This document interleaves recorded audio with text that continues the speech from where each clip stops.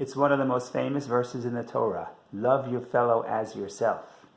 But is it even possible to love your fellow as yourself?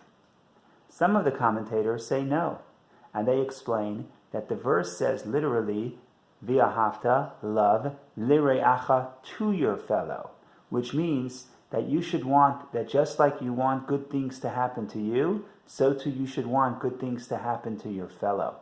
But they concede that indeed it is impossible to really love your fellow as yourself. The Hasidic interpretation, however, says that it is indeed possible to love your fellow as yourself. We each have a body and a soul. And if we look at our bodies, we're indeed two different people. But if we look at our soul, then we are indeed united as one, because my soul and your soul are truly one. Now, if I live my life and I self-define primarily as a body, then I will never be able to love my fellow as myself. But if I self-define as a soul, then indeed I could in fact love my fellow as myself, because I see myself as primarily a soul. And the body is just here to serve the soul. And from the perspective of the soul, we are indeed one.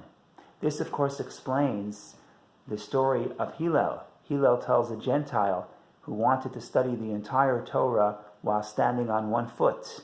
Hillel tells him, this commandment of love your fellow as yourself is the entire Torah, and the rest of the Torah is but commentary. What did Hillel mean? Hillel meant that, again, the only way to love your fellow as yourself is if you identify with your soul. And indeed, every single mitzvah of the Torah is an exercise, is an opportunity to get in touch with your soul and feel that you are primarily a soul. When you do so, you are indeed able to love your fellow as yourself.